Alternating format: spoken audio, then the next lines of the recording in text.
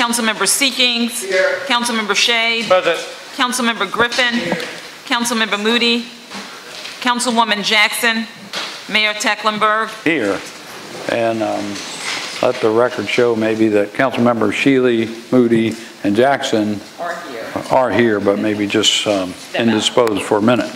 Okay, so if y'all would like to join us, I'd like to ask Councilmember Shade to introduce a special guest to lead us in an invocation and pledge of allegiance. Thank you, Mr. Mayor, members of council, Madam Clerk. I've invited Reverend Dr. Eric Childers to lead us in prayer tonight. He's a senior pastor at St. Matthew's Lutheran Church. He's been here since August of 2016. He lives in my district with his family. He's been around to other parishes in North Carolina and Virginia. Reverend, would you please lead us in prayer tonight? Thank you. In the name of the Father, and of the Son, and of the Holy Spirit. Amen. Amen. Let us pray. Almighty God, we lift before you all who govern this holy city of Charleston. May those who hold power understand that it is a trust from you to be used not for personal glory or profit, but for the service of the people. Drive from us cynicism, selfishness, and corruption. Grant in your mercy just and honest government, and give us grace to live together in unity and peace.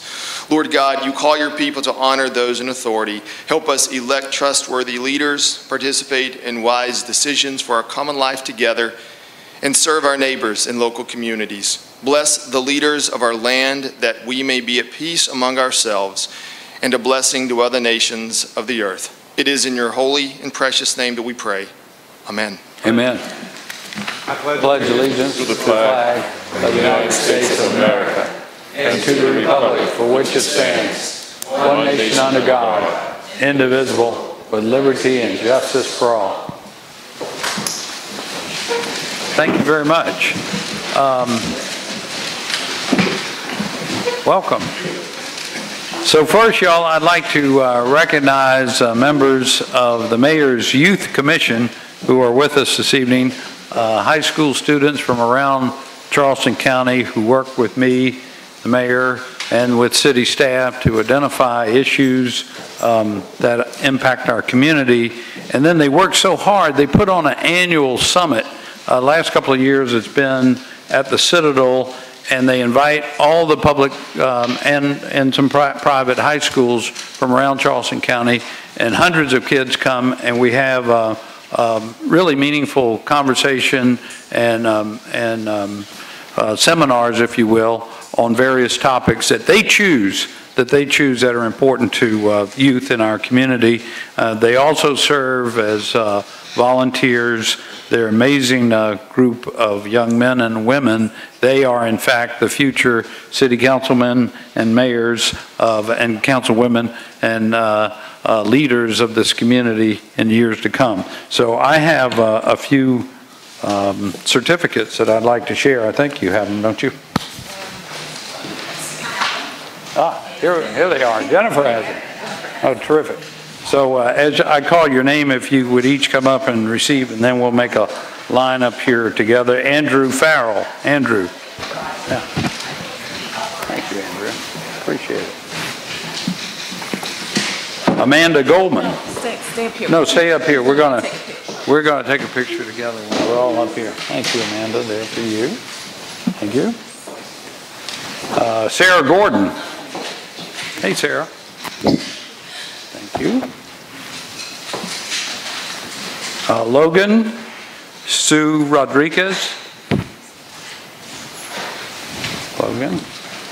Thank you, sir. Hope Matthews. Good to see you. Max Milliken.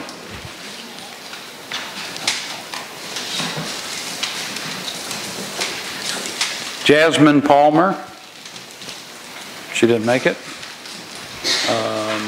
Celia Smith.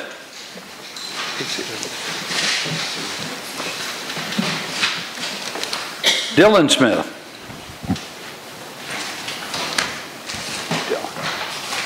There you go. Morgan Smith. Anthony Smith. We got the whole Smith family here. He didn't come either. So, what, did I miss anybody? Oh, okay. All right. Savannah Ray. Thank you, Savannah. So you might have to make. Y'all tighten up a little bit. So the tall one stands. And Chase Mitchum. And you can come out front. Maybe taller in the front and less so, taller in the back, I meant. Yeah, less so in the front. Good. There. So everybody's face shows. Yeah, do you mind standing in the front too? And there you go, we ought to all be able to get in there. Can I ask everybody to give these young men and women a round of applause? Thanks.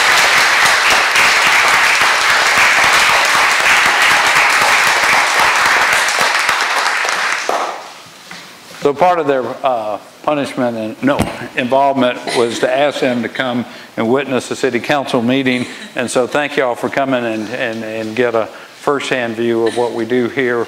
Did you catch some of our Ways and Means Committee, or y'all just came up? So stick around for a little bit. Would anybody like to speak for the group and make a few comments? You're welcome to. I knew he would. I knew he would. Come on over. Oh, he will say something. Share very briefly what we did. Yeah. My name is Andrew Farrell. I am a sophomore at James Island Charter High School. I'd just like to share a little bit about our group. And also, to begin with, I'd like to thank our director, Ms. Gorham, and I'd also like to thank you and Mr. Mayor for having us. What we are is we're basically a high school group of students around the Low Country that want to represent the other wishes of the other high school students. We have a summit at the end of the year, and we also like to get involved in different activities throughout the city and involve ourselves with other committees throughout the city to try to maximize the voice of the high school students of Charleston. Thank you. Great. Thank you. Thank you very much. All right, very good. Thank you very much. Good to see you. Thank you, Mother. Thank you. Thank y'all.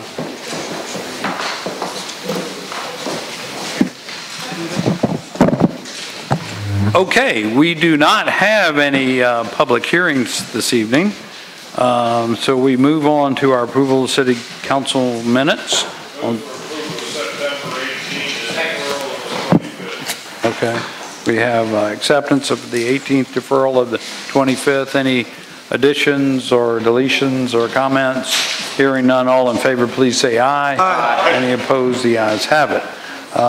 Next already is our citizens participation period. Do we have a sign-up sheet yet? Not?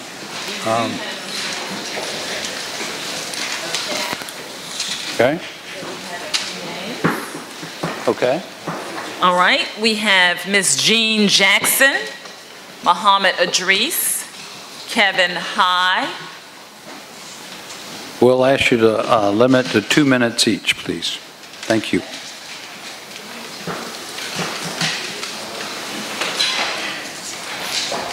Good evening. My name is Kevin High. I'm the owner of Walkaway Stays. We specialize in short-term and long-term furnished rentals in Charleston. I've been in business for more than 12 years. When I started, Airbnb didn't even exist.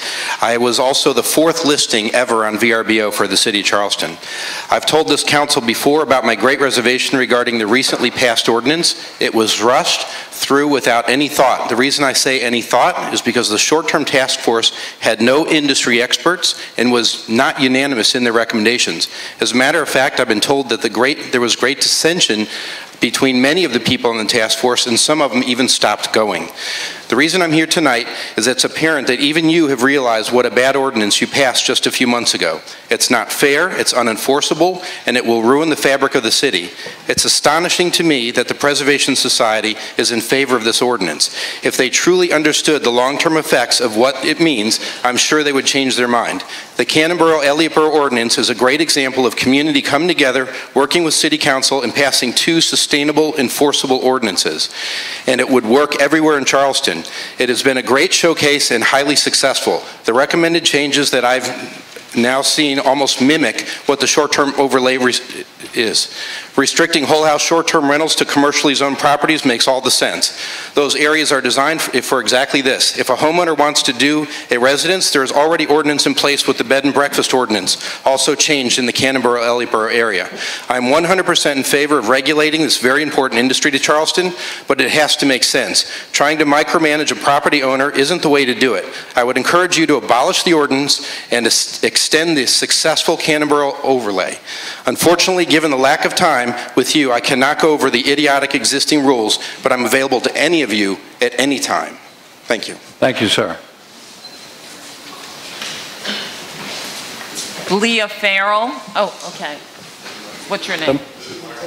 Okay. Ms. Jackson, Jean the microphone Jackson. over here Yes. is good as well. Yes. Yes, ma'am. I just want to say thank you for letting me sit in this afternoon to get to talk to the city councilmen and the mayor about an issue at my resident, 76D Harris. I've been there since 2011, and last year they warned me about feeding the cats. And they was about to put me out, so they gave me an extension. So I was going to try to save some money so I could move on back to North Carolina, Charlotte. And because I came down here to get on my feet, and a lot of deaths been in the family, you know, attend some deaths and helping some family members. And I like to say that they did evict me. I had a notice in my door August the 30th. And I was supposed to be out the 27th to give me 10 more days. And I'm 66 years old, and I have health issues. And I slept out at the park last night. I was snoozing. I had my cell phone, charging it up, and someone stole it. I'm thinking housing is the cause of this, and for pushing me out at my age, for feeding the cats. I have love enough to feed the cats, and not to abuse them, even though there's a population of the cats in our community, which was there when I moved there. But I had enough love to feed them. Straps from my table, and also I buy them food sometimes. And I had the cats to follow me all the way to the bus stop yesterday, the other night. 2 of them, they followed me. I said, you can't go, I'll be back. You know, because I took them some food the other night, make sure they ate. And you know what? Thank you, Jesus. I'm a God-fearing woman. I reaches out to people in the neighborhood. I go treasure hunting and pull stuff in my suitcase and lay it on the sidewalk for the less fortunate. For the less fortunate. And there's some poor people down there in the neighborhood where I live. I thank God. I want you to pray for me that I can move on. I don't want to stay in housing forever. I always wanted to be a first-time home buyer. I don't have enough funds. They cut my funds. Time. Miss Jackson. Miss Jackson, can I give you a phone number to call Maria Lena tomorrow, that number, and she'll try to help you, okay? All right. Thank you. Yes, Thank ma'am. you. Muhammad Idris was called. All right. Muhammad?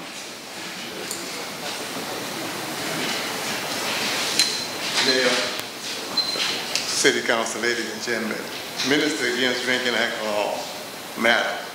Beer, wine, and whiskey are killing more Americans than marijuana, cocaine, heroin, and crack. The Bible says a mocker, wine is a mocker, strong drink is raging, and whoever is deceived thereby is not wise. The Holy Quran says in chapter 2, verse 219, the activity of wine and gambling, sin in them is great sin and some benefit for man, but the sin is greater than the benefit. Charleston, we must work to remove this demon from ourselves. Join matter, we have the solution to do it. Charleston, why would they teach our babies to learn their ABC in school, then place ABC on the door of a whiskey store in big red dots, then tell us not to drink and drive. Thank you. Thank you, sir. Leah Farrell and Mark Knapp. Good evening. Leah Farrell with the Preservation Society of Charleston. While we understand it's deferred, we want to address the proposed amendments to the short-term rental ordinance.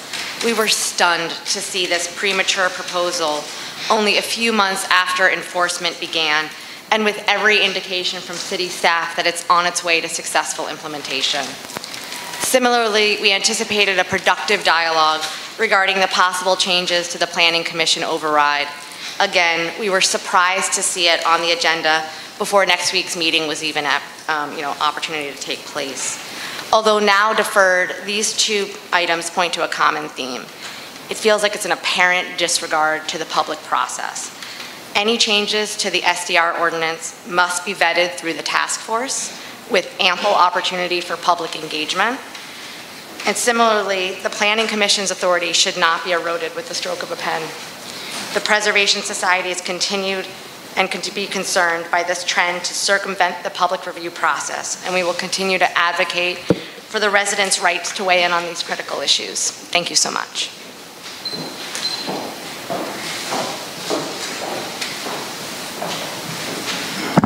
Good evening, folks. It's been a fun day. Just a few thoughts. You know, there's a saying that says, those that can't do, teach. Also, my part is, those that can't teach work for the government. And then you get into, good times like this where I call it ascension by attrition. The good people leave. And I'm just wondering what's going on in the city. I have run into more problems lately than I could believe. When we had the evacuation, a couple city officers were supposed to be, well, one city officer was down at Davidson Road where the 17 is, and the traffic light was backing up traffic all the way to 526. The county had to come out and start directing traffic. Same thing, a fatal accident last Saturday, I think, on 17 at, was it Sam Rittenberg, or the Toyota dealership, caused 17 to be shut down, and what do? They push all the traffic over to Glenn McConnell. Now let me tell you, traffic was backed up on Saturday afternoon past 526, almost to Sam Rittenberg. Nobody thinks what happens beyond moving traffic. The lights on 17, the other morning at 7:15 were not synchronized. They were out of whack. The light at Bees Ferry and Glenn McConnell is entirely too long for the direct Bees Ferry part in the afternoon to get traffic off Glenn McConnell, because they let 5 cars go by so that 800 can sit. Thank you. Let's get some decent people in here. Thank you very much. That's all that signed up? Okay. Well, thank you all for sharing your comments with us.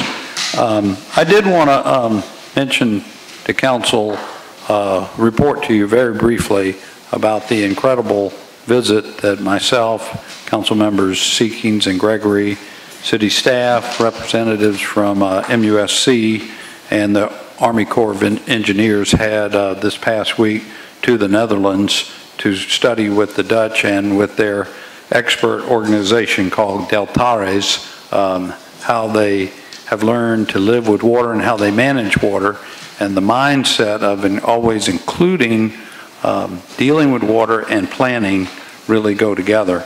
And they've come to that realization so poignantly over the last 40 years after their own experiences in the 50s with devastating floods and with flooding in the Delta region of the Rhine River over the last 20 years. But their history goes way back, and I found this so interesting. You know, how we sometimes show that old map of Charleston and how it's so different 200 years ago, particularly the peninsula, because we filled in and had all that kind of activity going on, gaining land. Even the whole Low Battery was all filled in area, right?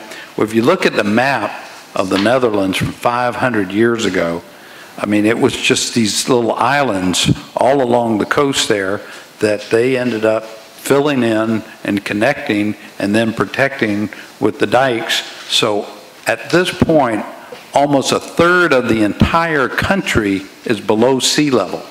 Below sea level. So, I mean, we are the low country, but at least for the most part, we're slightly above sea level. Their third of their whole country is below sea level. And this was so fascinating. They really rolled out not just, I mean, the hospitality in terms of meeting with government officials and everybody involved with managing water over there. We visited a water board, they call them water boards, and it's a separate, distinct division of government. It has its own taxing authority, so they tax, and their sole purpose is managing water. And so rather than following county or some political lines, the water boards follow the drainage basins, and which makes sense, right? So there are 21 in the country, and they have elected officials. So this was fascinating to me. They started doing the water boards by elected representatives in the year 1222. So almost 800 years they've been using a democratic process to manage water in the Netherlands. And if you think about it, it's likely the oldest democratic institution continually operating on the planet Earth is the water boards of the Netherlands that deal with managing water. I just found that fascinating. But we'll maybe put together a presentation because we collected all our pictures and stories. Mark Wilbert did a terrific job putting this together, and it was just a very beneficial trip. Now, I did peel away the last couple of days this past weekend and went back to our, it's not official, but I will bring to council at a future date some official agreement to make Flers, France, a twin or sister city kind of arrangement with them, because we truly now have a long-standing and great relationship. So they invited me and a little contingent from Charleston once again to honor us at this fair that they had nearby the town of Flers in Normandy. But it's a regional fair, and it's almost 100,000 people attend this thing. And so here, for example, is this supplement to the newspaper they had, and it's all about Charleston. We were the honoree at this huge fair in Normandy this past weekend, and there's just page after page of stories. The first one is about the history of how Charleston helped Flers in 1948 after World War II. For those that don't remember or know, the central square in the town of Flers is named the Place de Charleston after our city for helping them. Here's this picture of Mayor Morrison, who went over there in 1948 to deliver the supplies. And so, and they wanted to get a taste of Charleston cuisine and Charleston music. And so I selected a few folks to go meet me over there. One was Rodney Scott, who had received a James Beard Award, you know, for his barbecue.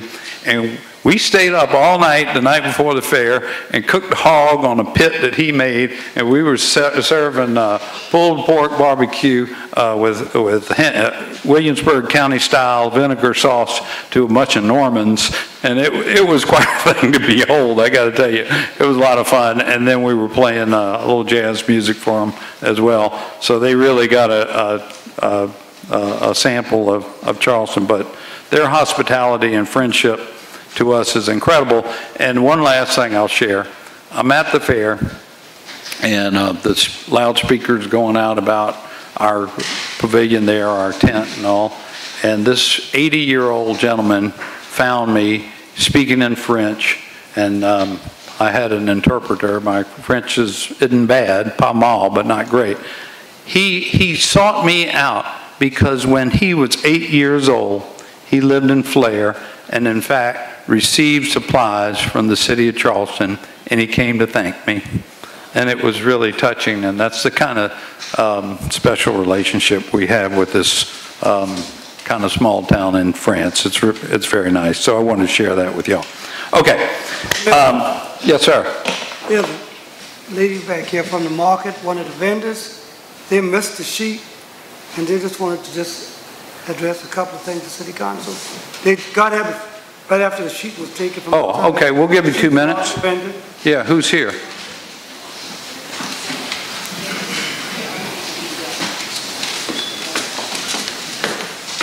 Yes, sir. Please introduce yourself and your address. Good afternoon. My name is Johnzetta Taylor. Lauren Foster. Harold Evans. And we're here again about the, we work at the city market. We're here again about the heat situation. We got an update from the manager saying that they were going to put some gas lines in the market. And we were just a bit concerned about the gas lines, to tell you the truth, because we as vendors feel as though the Little Mr. Heaters that we were talking about at the last meeting we came to would be safer for us than the gas lines. We don't know if you, Mr. Mayor, know about the gas line situation, and we just think that the gas lines would be very dangerous for the vendors down there. So we just came to address the situation, see if there's any other route that we can take to use some type of other heating for the market. Mm-hmm. And we know winter is fastly approaching. Right. We're just wondering if there's anything else that we can use to help us out down there. Okay. Well, I'd be happy to set up a meeting with you and our folks that have this plan. Jason Kronsberg, I don't know if Jason's here, but if you get with him and we'll set up a meeting with you tomorrow or the next day.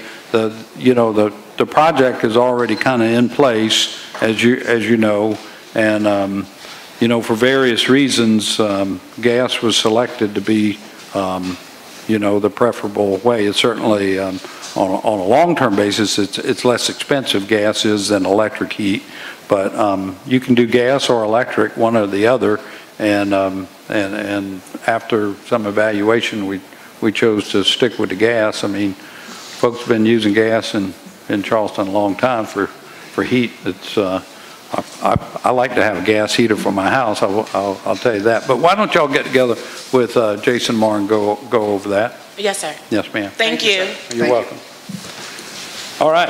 Anybody else? Mr. Mayor. You're welcome. So next under petitions and communications is the matter of the appointment of Jerome Hayward to the Charleston County Aviation Authority. We have a motion to approve and a second. I would like to entertain an amendment to the motion, if I may already, just because even though there's an agreement in place for Mr. Hayward to be removed from litigation, the judge has not signed the order, even though the city of Charleston and North Charleston has agreed to the wording and all like that. And so if it's okay with council, I would like your permission to give me the approval to send the appointment on in, just subject to our receipt of the order from the judge. Is that acceptable? Okay. Councilmember Shade. And that was my question I was going to have, Mr. Mayor, as to the status of the order, and right. if Susan can give us an update as to what may be the delay right. on that order. Yes, sir. The city filed with the consent of use the microphone. I'm sorry. Yep. I'm sorry. Vanessa's going to yell at me. Following our last... She only yells at us. Following our last meeting, the city filed an a proposed order of dismissal with the court with the consent of both Mr. Hayward and the North Charleston attorneys. And in that proposed order of dismissal, it was agreed that he would abandon all of his claims against the city, that he would be dismissed with prejudice, and also to the extent that he had any rights, that he was not assigning those to the city of North Charleston. As I said, that was agreed to by both Mr. Hayward and the North Charleston attorneys. The judge has not yet signed the order.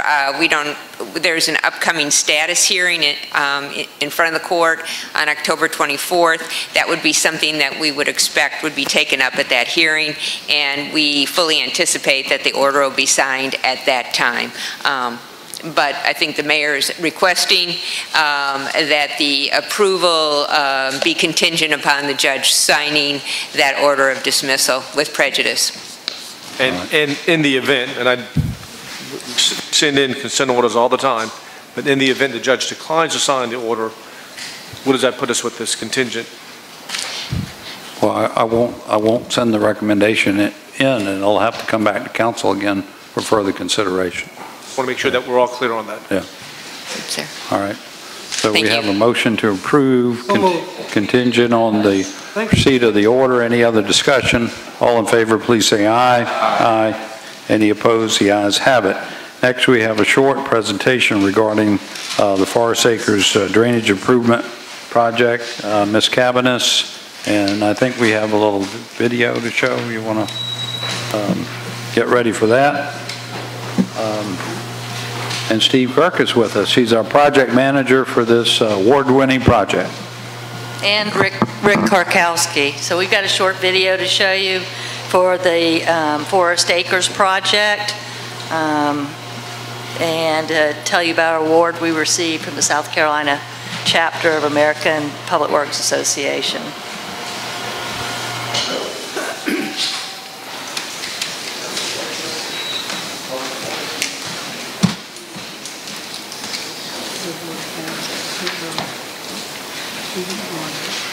Can you see?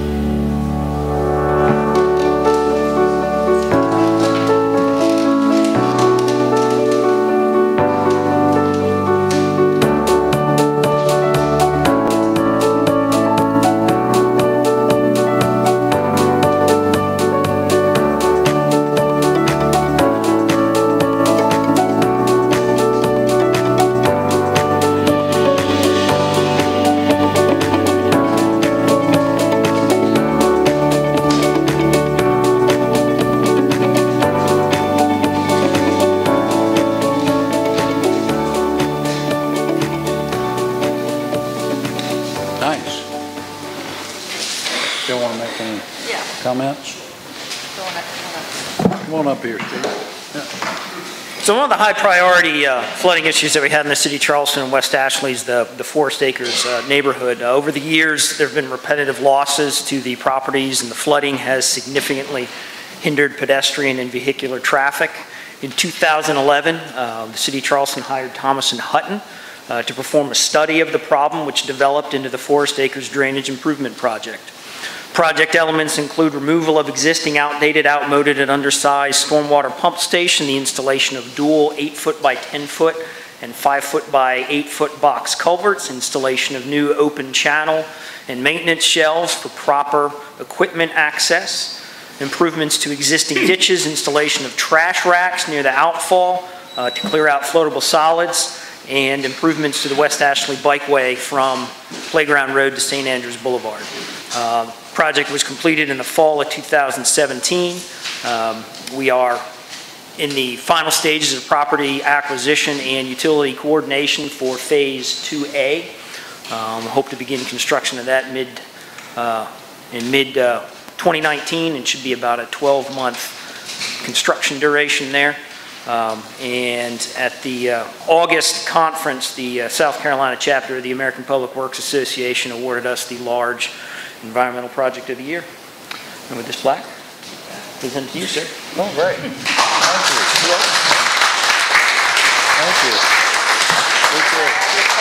you. Oh, yeah?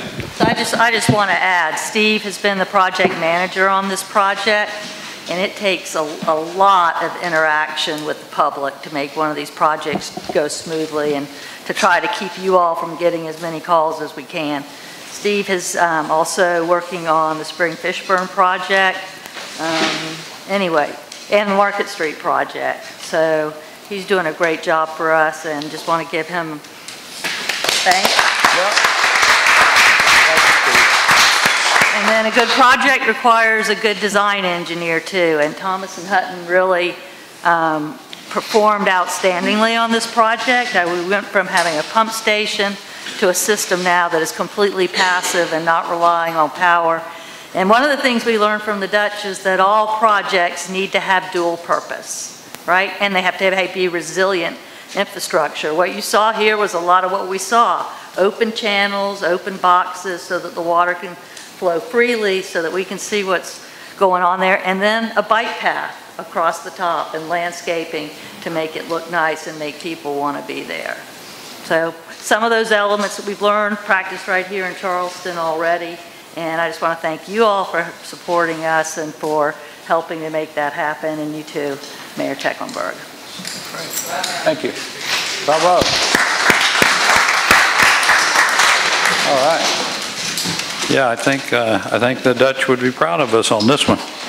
All right, so we have a report next on Board of Architectural Review height districts by Planning Director Jacob Lindsay. Thank you, Mr. Mayor.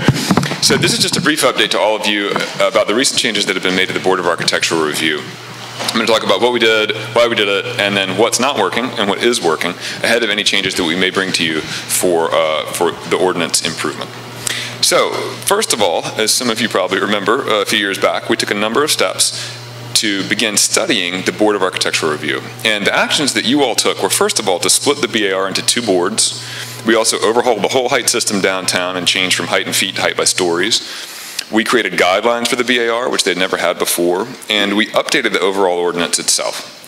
And the reason that we did that was, first and foremost, to make sure that we were getting better buildings in the city of Charleston. We were looking at the boxy, new, big buildings that were coming downtown that were not in keeping with the character of downtown Charleston. So we wanted to give the board new tools to make the buildings more in keeping with our city. The other thing that we knew that we needed to do was to streamline the process for the applicant, to make it more predictable, and that's why we created guidelines for the BAR. Now, the whole project took on a kind of a new urgency when we began the disputes that we had about the Sergeant Jasper ruling, which threatened the very existence of the board itself. And we had to modify the ordinances to protect the board and make sure that their powers would be solidified for future generations to protect downtown. Now, this has been in effect for a little over a year, but we began the 6-month review process, which we committed to do when you all adopted this thing. So the staff have been meeting regularly and tracking the progress after the 6-month period started. And since we adopted this a little over a year ago, the BAR large, remember we split it into 2, has reviewed 162 buildings, and the BAR small has reviewed 355. And these are the things that we've observed that need more work. And this is what we're going to come back to you about.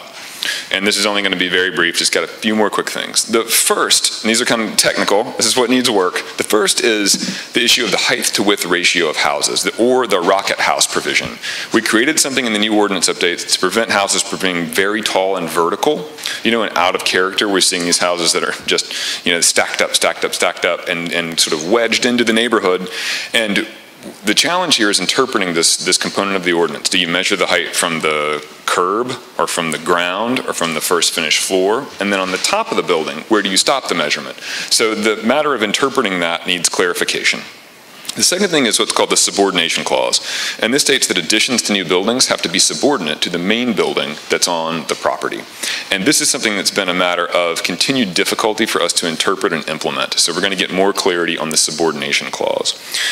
The third thing is the definition of architectural merit. We gave the board the ability to award height for the first time. Now, they also have the ability to remove height, but we limited that. So we gave the board the ability to go down a little bit and up a little bit in the case of architectural merit. But the problem is that it's very difficult to decide what is architecturally meritorious. So we need to bring additional criteria to define what architectural merit means. And the fourth thing is that there are, this is a big ordinance update, big text update, and there are a number of clerical errors throughout the ordinance. Spelling errors, numerical errors, and also language that's just awkwardly worded, and that as we've worked through that we realize it needs clarification update. They're clerical errors. So those are the 4 primary things that we know need updates and improvements, and we're going to bring to you as soon as we get them written. Now, these are the things that are working really well. The first thing is that, the BAR, the workload is huge. And if we had not done this, if we had not split the board into 2, we would not be able to operate today. It would not have been possible. The BAR meetings would have gone on into the wee hours every single night. The whole system would have ground to a halt. We couldn't be doing this with the workload we have if we had not split the boards. So that was, in retrospect, the best thing we possibly could have done. I don't think we could have kept up with the workload if we hadn't done that. And we also added an additional staff member to help. It would have ground to a halt otherwise. The other thing is that we feel that we really have protected the board from legal challenge. And that has been a major step that's allowed everyone to proceed with confidence. So that has just been incredibly beneficial. The other thing is that the quality of the buildings is improving. And this is somewhat subjective, but it is improving. Now remember, it takes 2 to 3 years to build a big building in the city of Charleston. So we're tracking these over time. But I think we're seeing a marked improvements between buildings that were coming through before this update and the ones that they have now, due to the guidelines and the way that applicants work with the board. Even though it's always difficult and challenging, the BAR is never easy for anyone. And the fourth thing that's been incredibly successful is that we did insert a provision to move affordable housing to the front of the line. We capped the agenda, the number of agenda items for each meeting, and we are at the max at almost every meeting, by the way. But we have a provision that moves affordable housing to the front. Any project with affordable housing does that, and that is working, that is successful. And we're going to continue to look at other ways to streamline affordable housing, as you know, but that amendment has really worked for us. Now, last thing, I'll wrap up with this. These are our next steps. The first thing is that we're going to meet with our partners in the preservation community, as well as our legal staff, to review these components and make sure that we are still working with our partners to ensure quality. We're going to bring those amendments to you, and our goal is to provide you with all that information ahead of time before you get to a vote. This is, it's BAR stuff, so it's kind of inherently complex. We want to get all of you that information well ahead of time and be available to answer any questions that you may have about that. And the last thing is that this won't be the last time that we do this. We know that we have got to continually update the BAR ordinance and monitor it to improve it. So this won't be the last time we update it. We're going to continually do this until we feel like we have it dialed in and it's really working perfectly. But with that said, I think that this has been very successful and that we do have technical things that have to be updated, but it overall has been a major improvement. So with that said, I think that we're going to be not the next meeting, but the meeting after that, bringing you these ordinance amendments. That's our goal. All right. Any questions, Councilmember Shade? Just a quick question. So what do you attribute the proliferation of these number of permits, particularly in front of the small board? Applications, so that the BR doesn't award permits, that's done by the Building Inspections Department, but the board does review new applications, and that's just simply a function of the housing market and the construction market, which generally is at an all-time peak. So the more people are building, the more applications are in front of the board. Thanks. Member Jackson. I just have a background curiosity question, I guess. I think it was while my husband and I were transitioning our residency here that you had Andres Duany come to the city, and from what I remember reading during that time, because I've been familiar with that esteemed gentleman, a long time in my career in Virginia, but I know that it was reported that he had made that suggestion about splitting the two boards and giving you the confidence that that was going to be a vast improvement.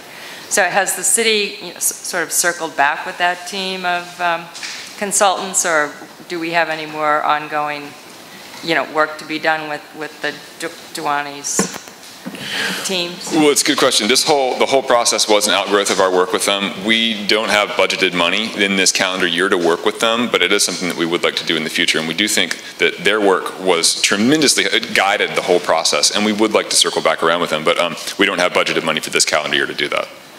Great. Could I ask one more follow-up? It's not on our agenda, but I did, while you're here, Mr. Lindsay, I did write on behalf of a few of our other my council colleagues, because we've been discussing the idea of having a joint work session between the Planning Commission and the council. So I know you were, away and not time to make any detailed, plans about that, but I'm hoping that you could give us an update about maybe it's going to happen quickly. Yes, so we have spoken with the mayor. He's okayed the whole process moving forward. I've spoken with my planning commission staff who administered the planning commission. They're looking at dates in which we can do that, and we certainly think it can be done at some point within the next month or 2 months. So we're looking for a time maybe around one of our already scheduled workshop sessions when council does its workshops to bring planning commission in. The other thing that I'm doing is engaging legal staff just to make sure there are state law parameters around how you all interact with the planning commission to make sure we don't run afoul of any rules. But yeah, we're working on getting that done as soon as possible in accordance with PC's schedule. So it's going to happen. Good. Great. Thank you. Any other questions for Mr. Lindsay? All right. Next, we'll move on to our council committee reports. As it turns out, there was no meeting of the Public Works Committee, so we move forward to our Committee on Ways and Means. Mr. Mayor, I know the committee didn't meet, but I'd like to hear about the Hughes Street project, where we at with it. Does Ms. Cavanagh want to talk about that for a second, if you don't mind? I don't mind. Well, can we finish? We got a motion on the floor. I don't know who made the motions.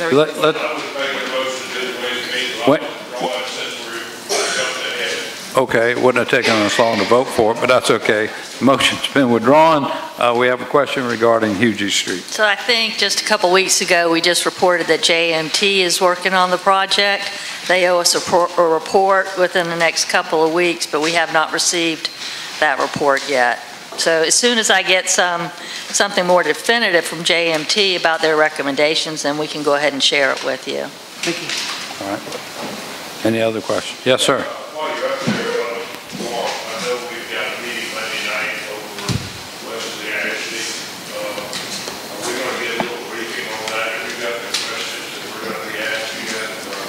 I have not seen those. Now, they may be in my inbox somewhere.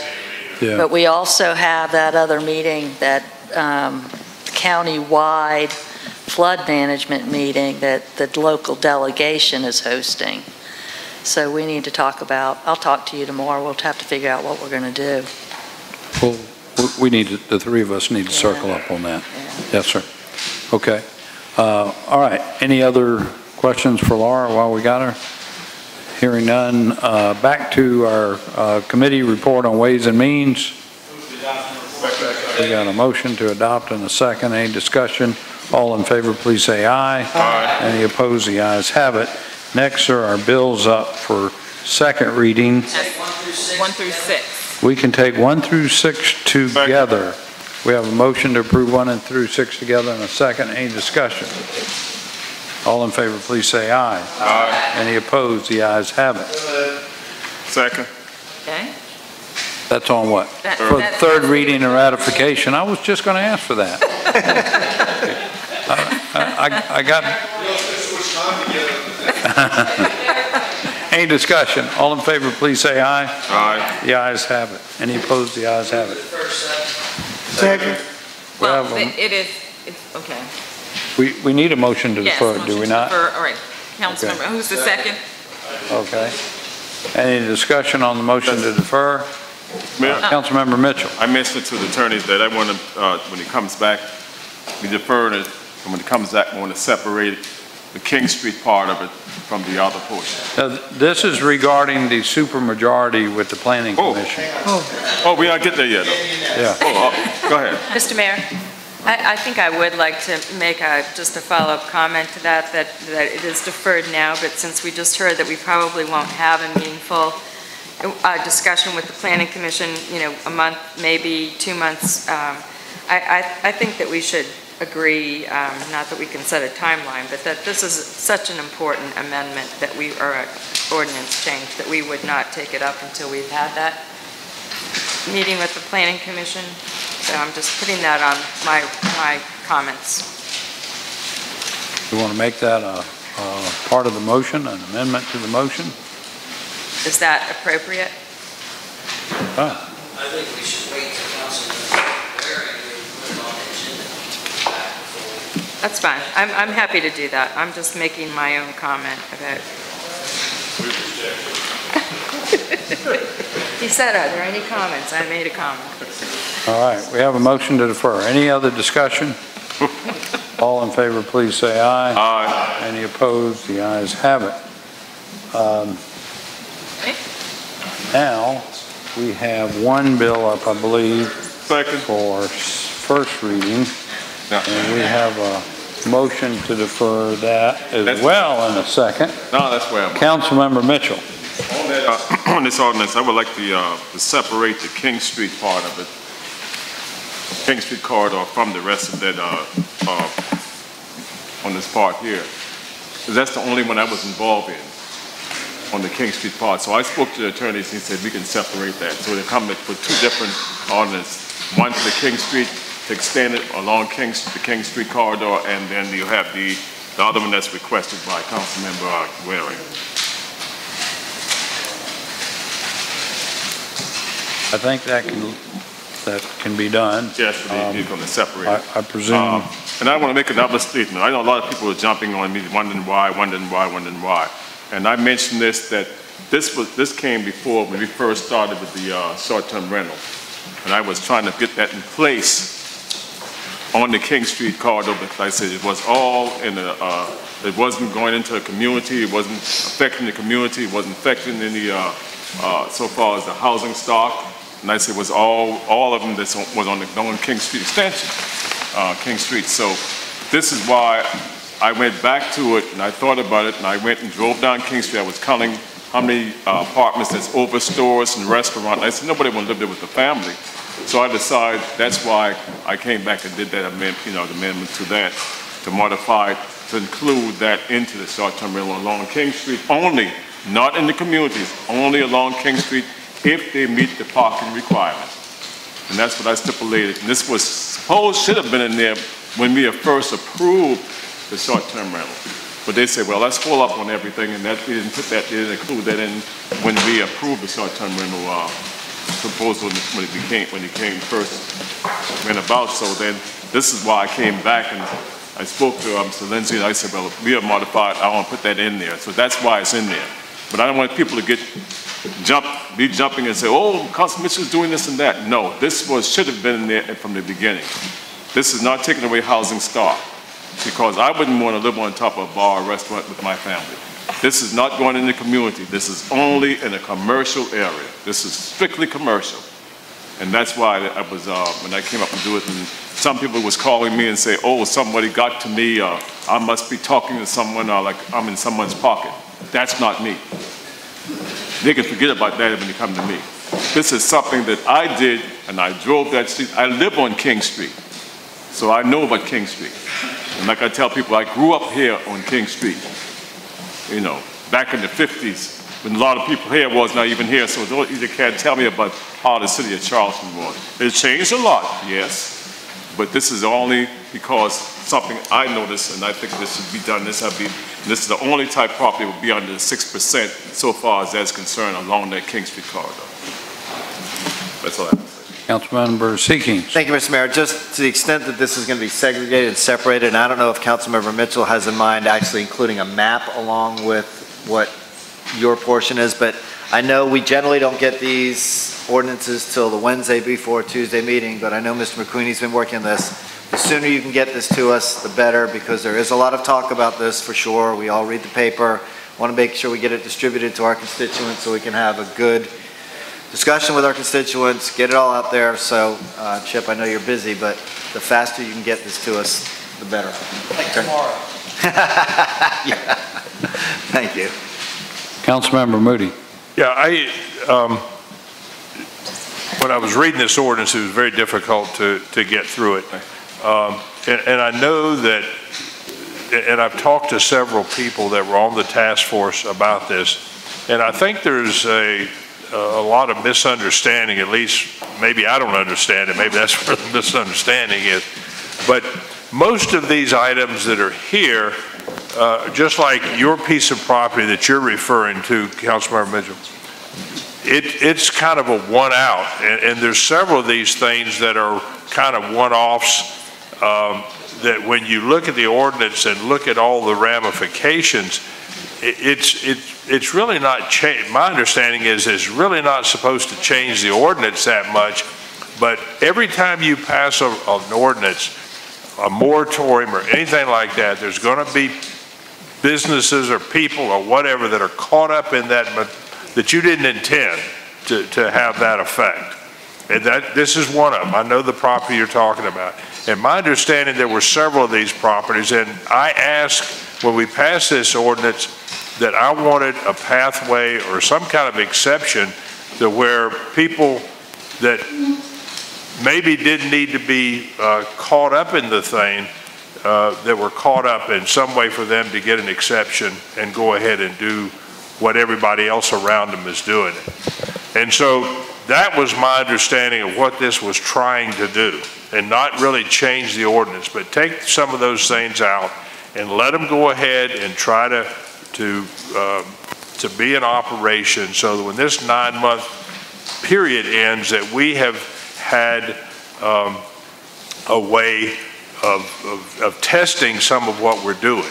Because once that 9 months is gone and we put this in firm ordinance, I think we're going to really be not stuck with it, but that's what we're going to have to live with. And just for example, I know that the task force struggled with this 50 years, is 50, right, is 42 not enough, 60 too many. And so then they came up with this whole thing about a national register. Now think about it for a minute. The way I was looking at it, that seemed like a very decent way of distinguishing some of this stuff. If you had a national register, you could be a short-term rental with the facts that were there. But how would you apply this? I mean, we applied it to short-term rental. If you had something like the, I don't know, the Wentworth House on one side of the street, and it's on the National Register, and you got a place right across the street, because it's not on the National Register, it wouldn't qualify. So what the city is doing is making somebody do something to join some organization or do something to be there, and maybe that shouldn't be the case. I mean, why wouldn't it work for lawyers or, I mean, you two guys practice across the street. If you're in a historic building, you can practice law and you can't. That doesn't make any sense to me if it was a restaurant or something else. So I'm not sure that the national, not that I'm trying to diminish anything, but I'm not sure that the National Register is the correct criteria, is all I'm saying. So I think we need to have a debate about some of that kind of stuff. And that's what I wanted to, that was my interest in getting this back before us. Mr. Mayor? We certainly will have that debate when this comes back. I would personally hope that we wait a little while before it comes back, because respectfully, some of these proposed changes do substantially change the existing ordinance. And we can amend an ordinance at any time in the future, and a future council can amend an ordinance in the future. But for example, the last two provisions here, by eliminating the requirement that residents in category 1, 2, 3 short-term rentals, which is basically everybody, remain on the property while guests are present, that's a substantial change. In essence, we'd be back to looking at the situation where people would be buying properties just in order to have a short-term rental in our city, and it becomes a separate class of real estate, an investment real estate property, and it would have a huge impact on affordability and availability of housing in our community. And I do want to share an example with you.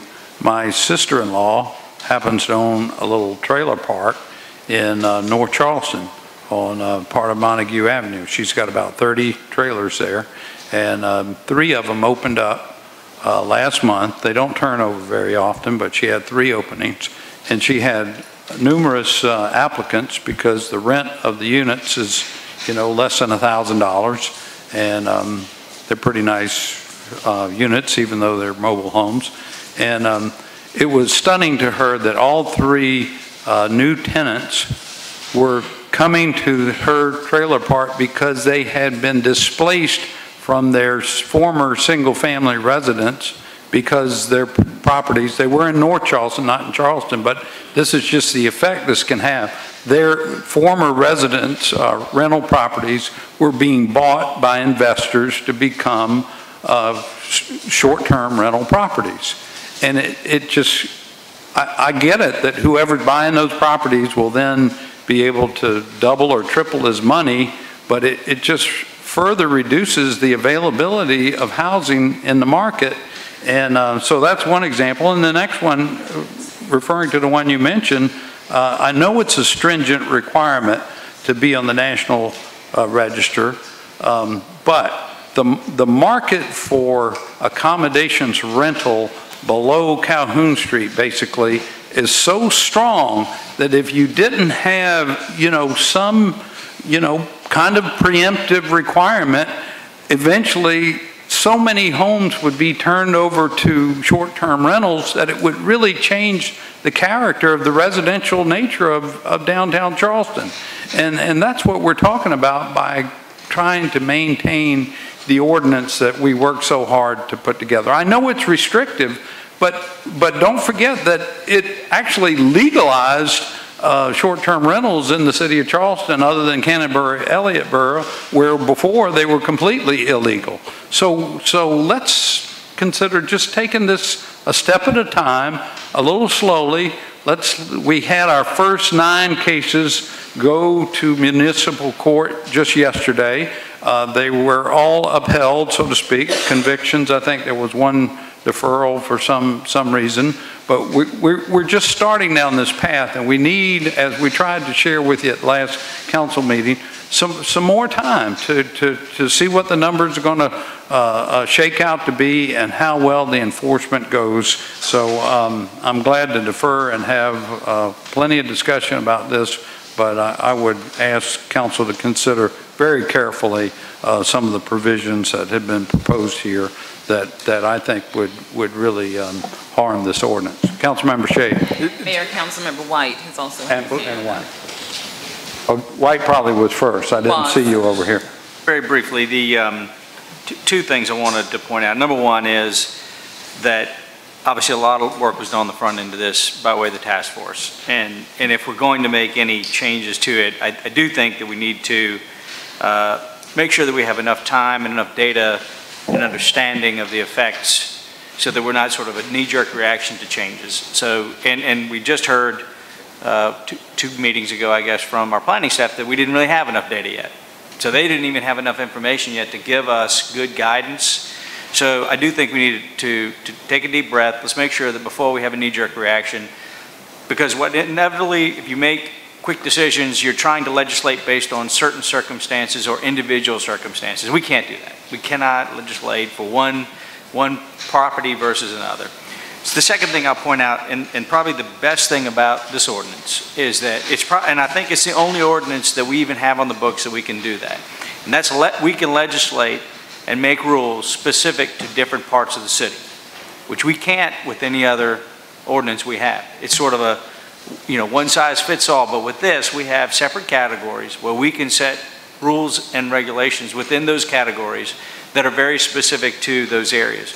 And so I would also tell you that I'm already getting feedback from not only obviously the people I represent downtown who, have really probably the biggest impact, truthfully, from a negative perspective, but the people I represent on Daniel Island. And I'm getting comments from them and feedback that they're not really interested in having short-term rentals in their neighborhoods either.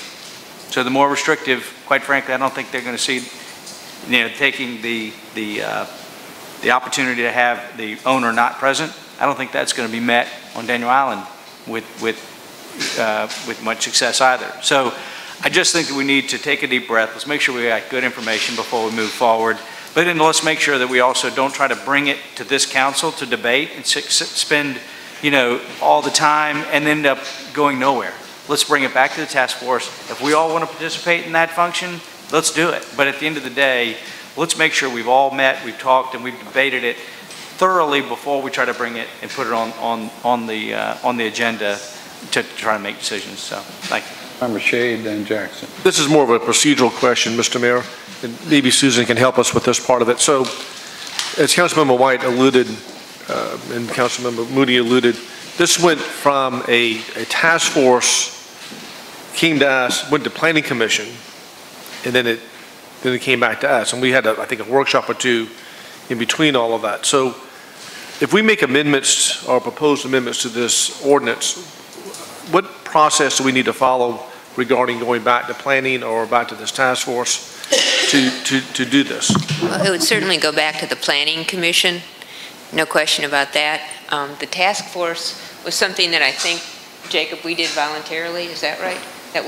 So we imposed that task force on ourselves because we wanted that input. I mean, if you send it back to the Planning Commission, it could be with a recommendation to send it to the task force again. But it would definitely, certainly in the shape that it is right now, there are huge substantive changes to the original ordinance. So this would need to go back to the Planning Commission after first reading, or it could be sent back to the Planning Commission now.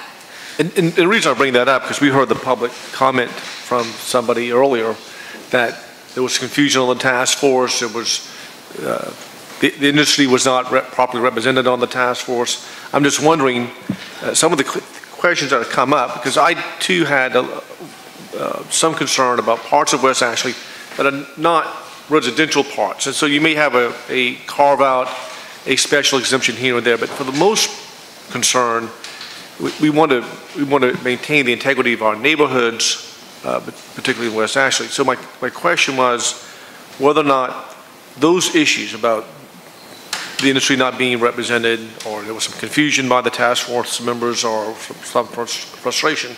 I'm not trying to rehash this. I'm not trying to reinvent the wheel on this. But whether or not that would be prudent, some of the questions that have come back up need to be readdressed by this task force. I mean, this is a very complicated, and we spent a whole lot of time debating this, almost a full year debating this. And as the mayor mentioned, I mean, the one thing that we don't want to lose sight of, this ordinance made legal something that was illegal completely before. I mean, you could not have short-term rentals, period.